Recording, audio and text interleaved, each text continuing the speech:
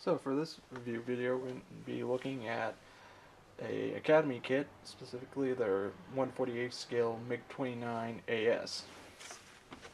Now for a long while, the Academy MiG-29s have been the only one you can really get until fairly recently, with Revell reissuing theirs. I've seen it a couple places, as well as the new one by Great Hobby, which just recently came out at the time of this video.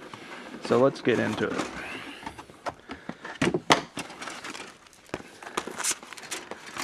Now, right off the bat, a lot of the detail is fairly finely done. All recessed panel lines, very fine, very crisply done. Very happy there.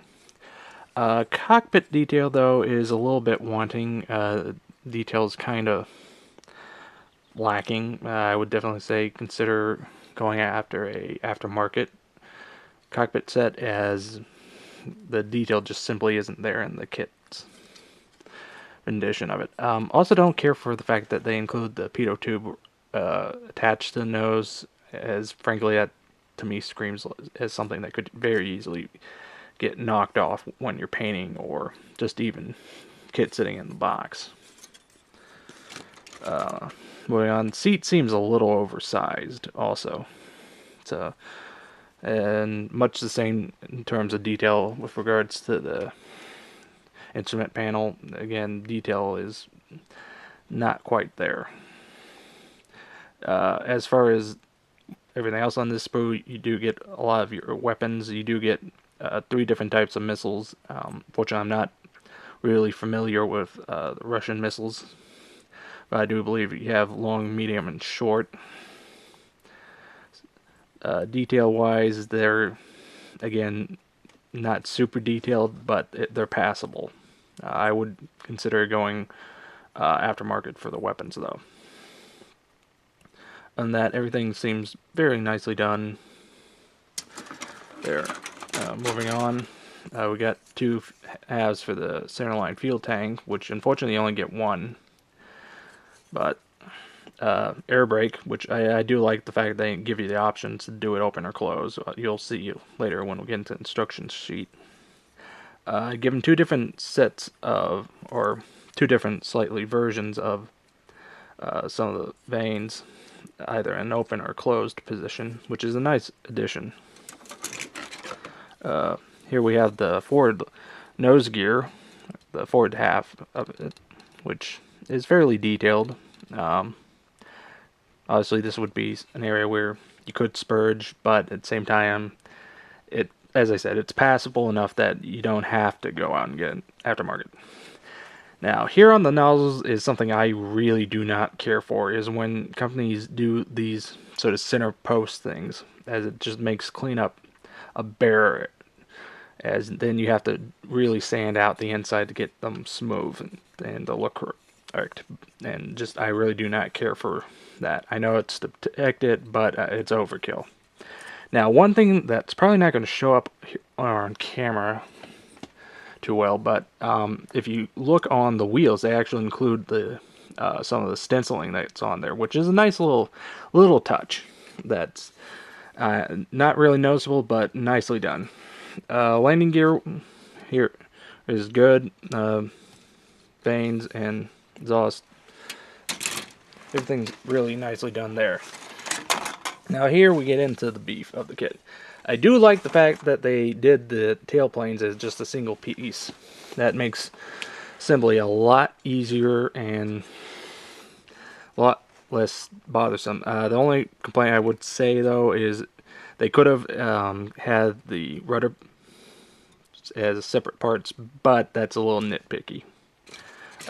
This is the extent of the main gear detailing, aside from a couple other parts that I kind of skipped over, but as I said, it's fairly basic. It's passable, but again, if you want more aftermarket, it's definitely a way to go.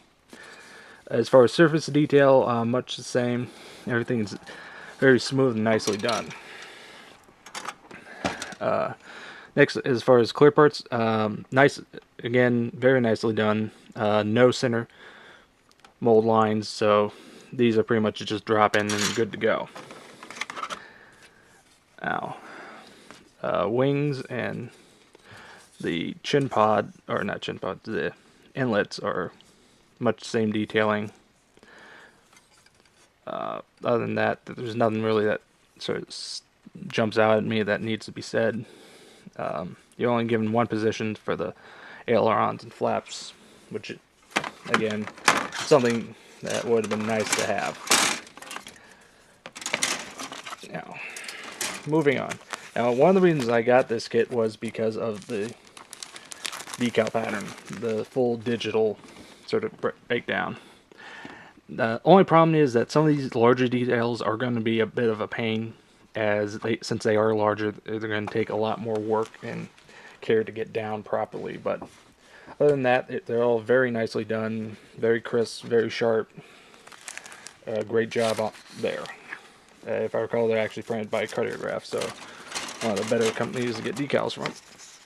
So, moving now to the instruction sheet. The assembly is, as one would expect, fairly straightforward. As I mentioned before, you have two options there for the vanes. Yeah, nothing really jumps out at me as, something you need to watch out for. Yeah, I mean, it's a fairly simple build. Despite the number of parts, it looks complex, but the only real area that sort of jumps might be here with some of the fine detail on the landing gear. But other than that, it's a fairly basic kit. I'm really happy with that, as it does sort of fill a niche between those who are super advanced and those who are still learning. So it's definitely a good learner kit. Not too complex, not too easy.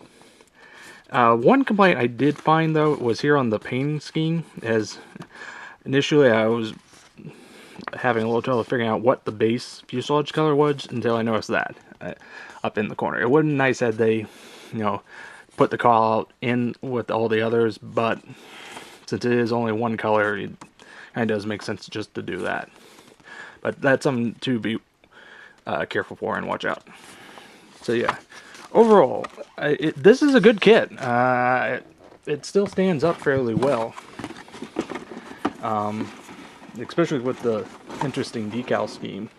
There are some areas where, yeah, it could be better, namely the cockpit and possibly the wheel wells, but it's still fairly passable. But for the price, though, it's sort of in the iffy category. But definitely if you're going to get just one Mig-29 kit, I would say probably this one, since to my knowledge the Revell kit might be a little cheaper off the top of my head, but I'm not sure how much as far as the little detail. And from looking at some of the initial screens from the Great Wall version of the Mig-29, and it's a lot more advanced in terms of just the amount of skill you're going to need to build it.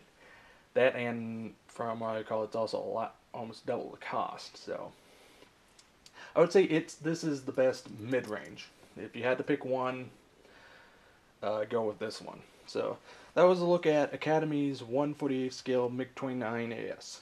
Till next time.